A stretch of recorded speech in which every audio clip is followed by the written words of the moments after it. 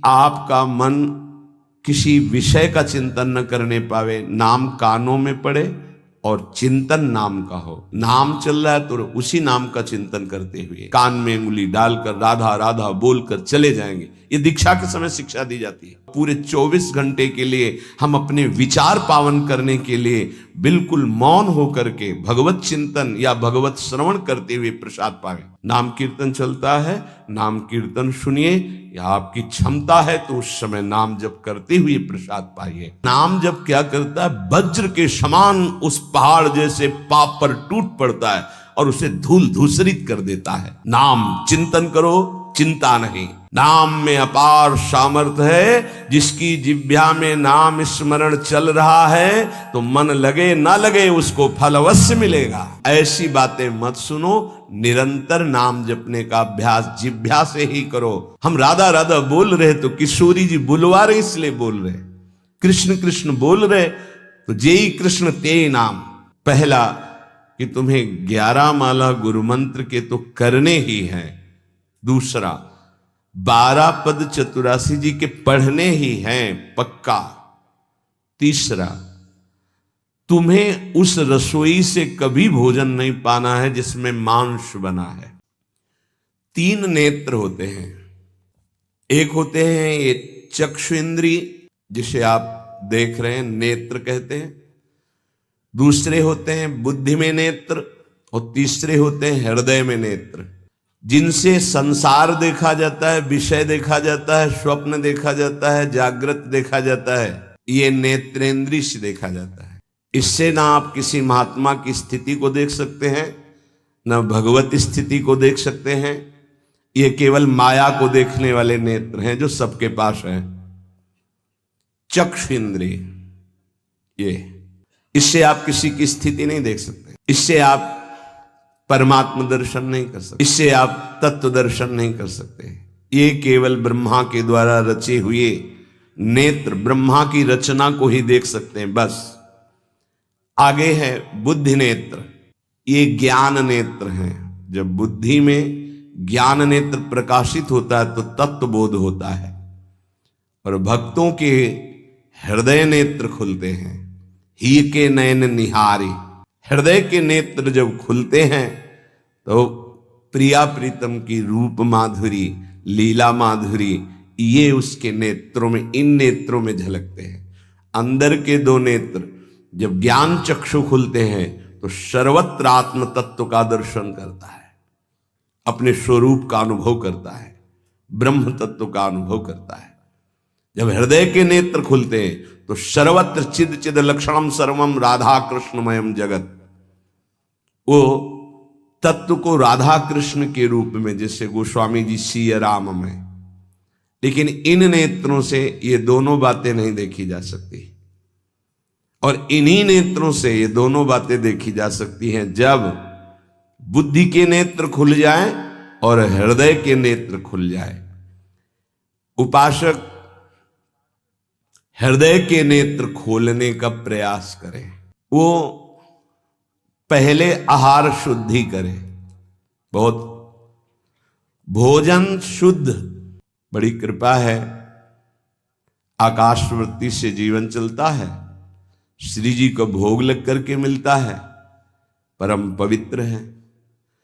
अब जो बात करें, पाते समय उपास्य देव के सिवा अन्य कोई विचार नहीं रह जाना चाहिए। ये ध्यान उपासक दे। इसीलिए नाम कीर्तन चला दिया जाता है। चलता है नाम कीर्तन, नाम कीर्तन चला दिया जाता है कि आपका मन किसी विषय का चिंतन न करने पावे, नाम कानों में पड़े और चिंतन नाम का हो। जब हम भोजन के साथ भजन चलाते हैं तो वो भोजन जब पचता है तो नस नस में परम पवित्रता और भजन के परमाणु फैलाता है। अब जैसे आजकल भोजन की प्रथा, जूता मोजा वही शौच में पहन के गए हैं, वही लघुशंका में, और वही होटल में बैठ के वैसे ही जूता मोजा, वही कपड़े, वैसे ही बनाने वाला क्या भाव वाला है, कैसी पवित्रता रखता है, पाने वाला क्या भाव रखे हैं और कैसी पवित्रता है, इन सब का प्रभाव भोजन पे पड़ता है। अगर भोजन ठीक नहीं तो बुद्धि निर्णय नहीं कर पाएगी ठीक। हृदय के नेत्र खुलने के बाद तो बहुत दूर रही, इन नेत्रों से भी सही नहीं दिखाई देता, गंदा ही दिखाई देने लगता है। इन नेत्रों में गंदगी बढ़ जाती है। जिसकी तरफ देखो तो वासना की दृष्टि से देखो, दोष दृष्टि से देखो, राग द्वेष की दृष्टि से देखो, ब्रह्म दृष्टि भगवत दृष्टि उसकी नहीं आ सकती। ये बहुत जरूरी है। अरे कहीं भागा थोड़ी जा रहा है भोजन। धैर्य पूर्वक चिंतन करते हुए, नाम चल रहा है तो उसी नाम का चिंतन करते हुए। अब जैसे अपने लोग पूर्वाभ्यास तो पद चला लिया, बड़ी सुविधा रहती है।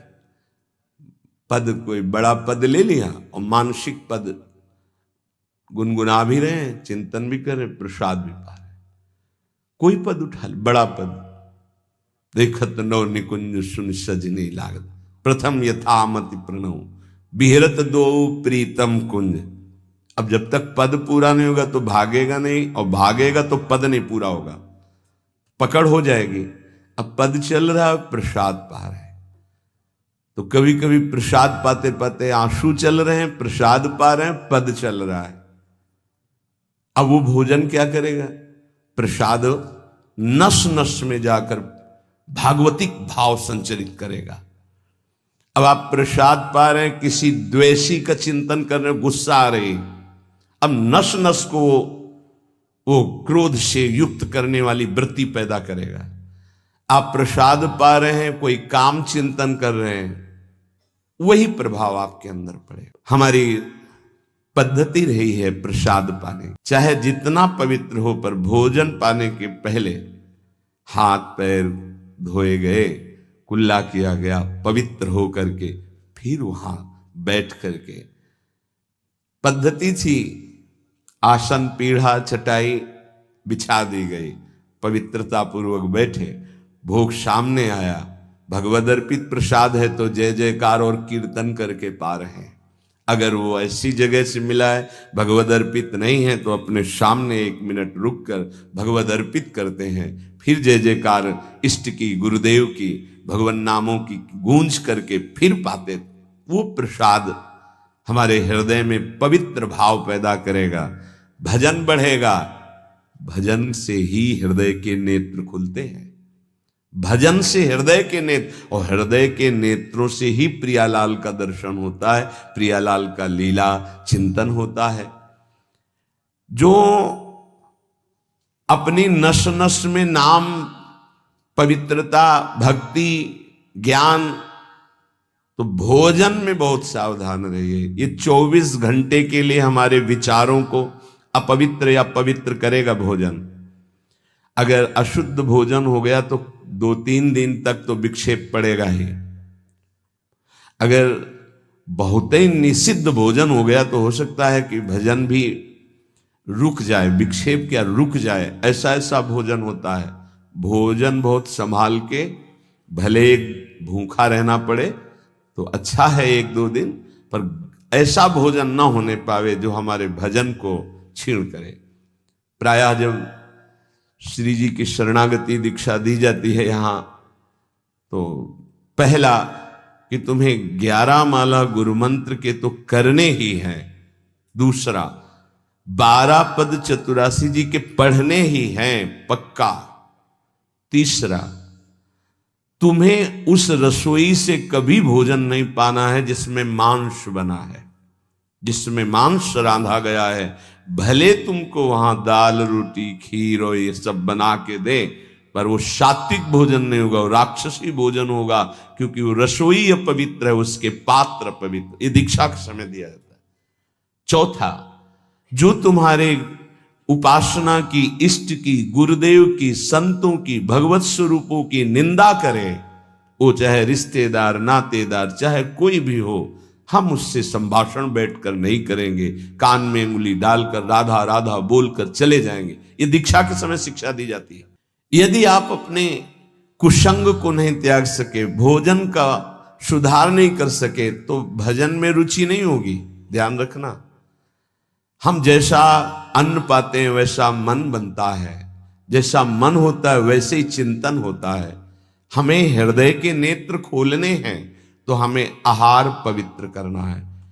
पवित्र आहार पवित्र चिंतन के साथ हमें पाना है, ऐसे जल्दीबाजी नहीं। जल्दीबाजी है तो हम नहीं पा रहे हैं, जब हमें समय होगा पा लेंगे। कोई प्राण थोड़ी निकल जाएंगे, एक बार में पाएंगे, एक दिन ना पाएंगे, नहीं निकलते। कई कई दिन भोजन न पाने पर भी ऐसा नहीं होता कि प्राण निकल गए।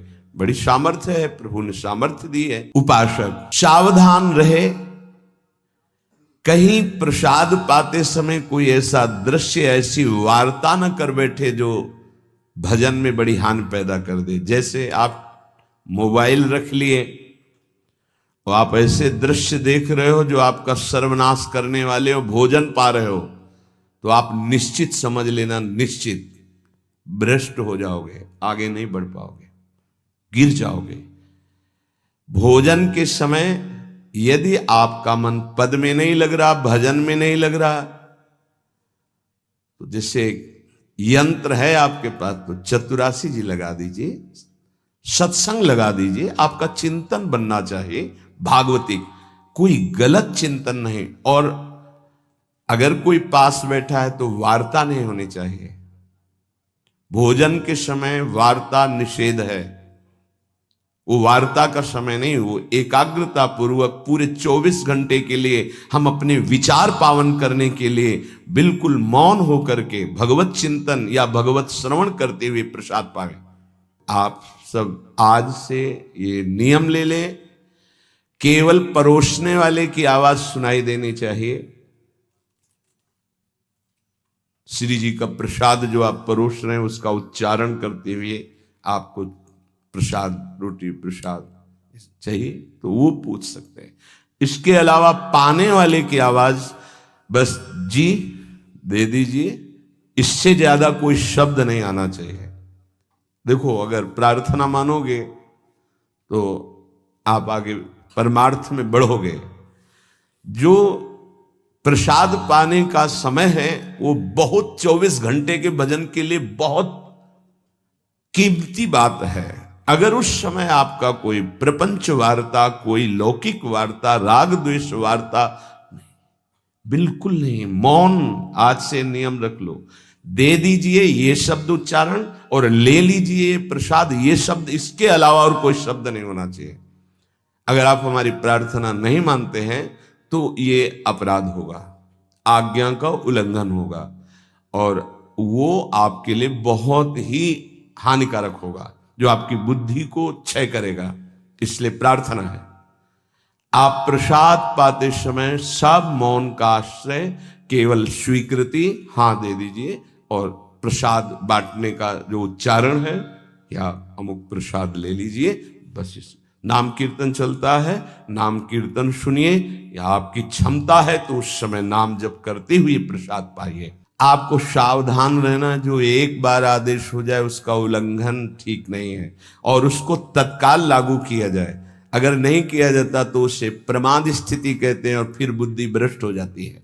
कोई भी, चाहे वो साध्वी हो या उपासक हो, साधु हो, आज्ञा का उल्लंघन करने का स्वभाव ना डाले, नहीं तो प्रमाद स्थिति घसीट ले जाएगी। आज से जहां प्रसाद पाना प्रारंभ होता है और प्रसाद आचमन करने तक मौन, फिर हमें वार्ता ही किसी से करनी। प्रसाद पाने के समय वार्ता, ये तो हमें बात समझ में ही नहीं आई। उस समय कौन सी संगोष्ठी होती है, उस समय कौन सा प्रसंग होता है प्रिया प्रीतम के लीला चरित्र का? उस समय तो हम प्रसाद का स्वाद लेते हैं, उच्छिष्टामृत भुक्त वैव, प्यारी जो प्यारे जो ने पाया है, और नाम कीर्तन करते हैं तो हमारे हृदय के नेत्र खुलेंगे।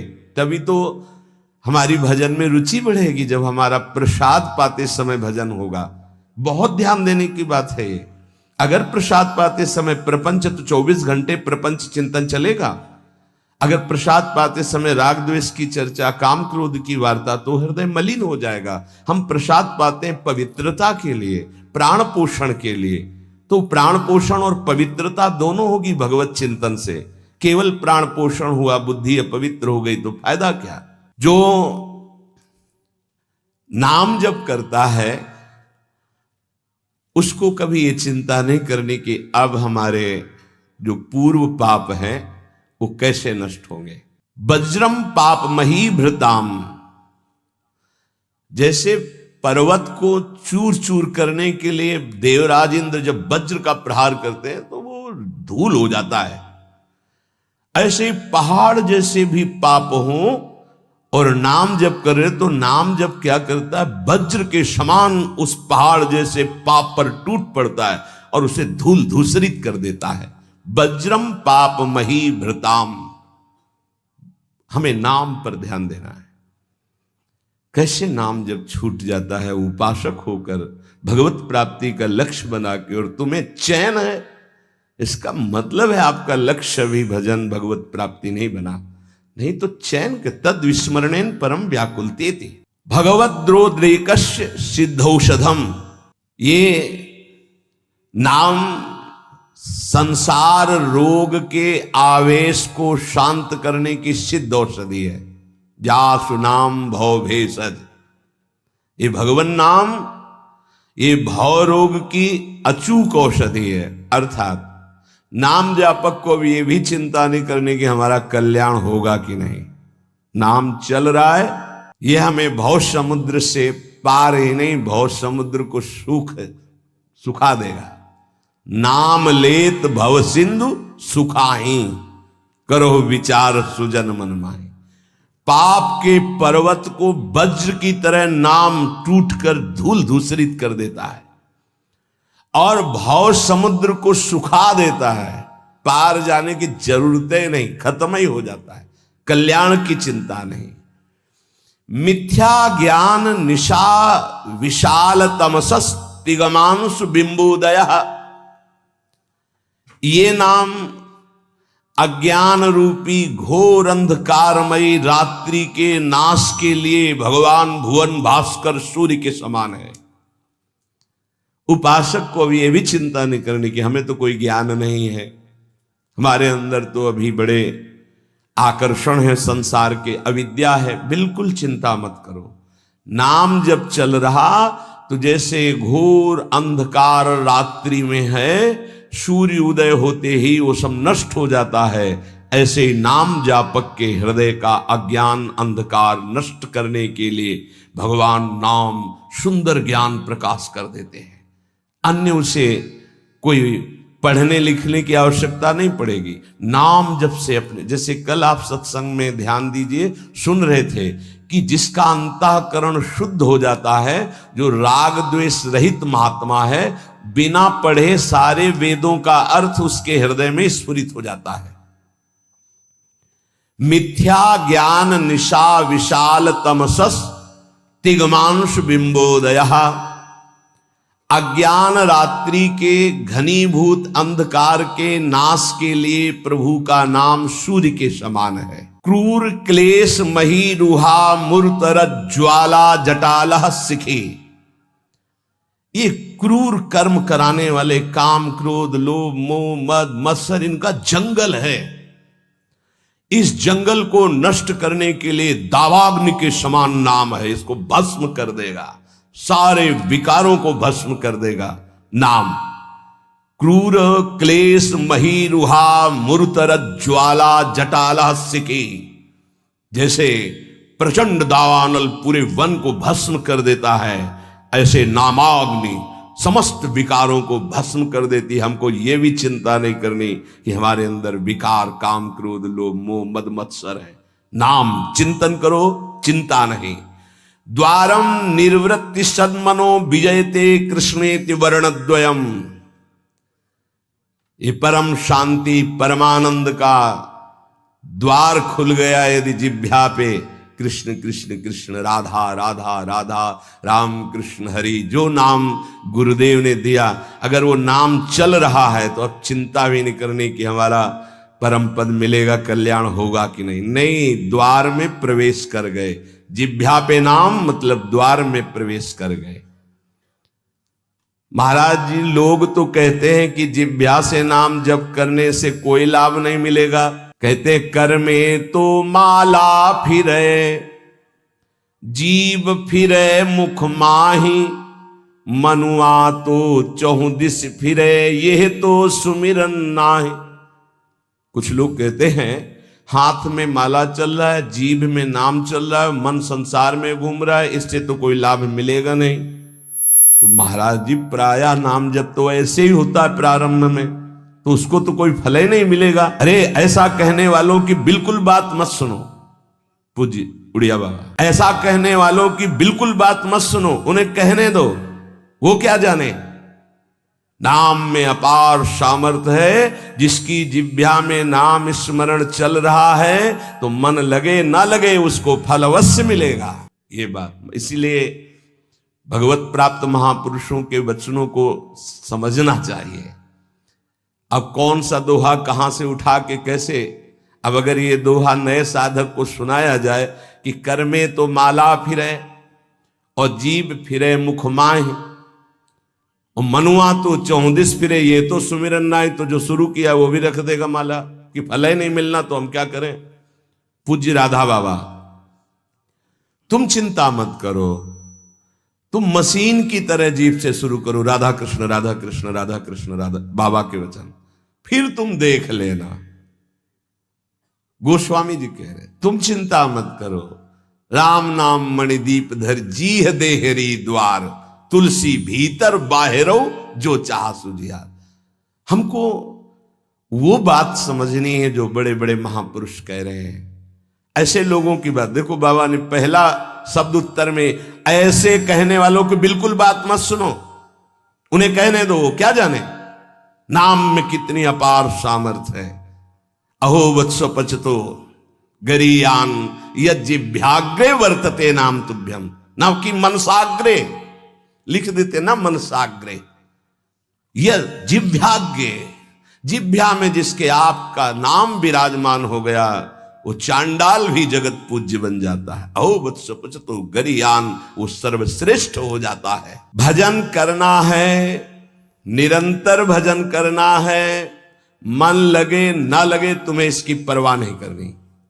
जो तुम्हारी जिह्वा से नाम निकल रहा है वो फल दे के रहेगा, ये बैठा लो हृदय में।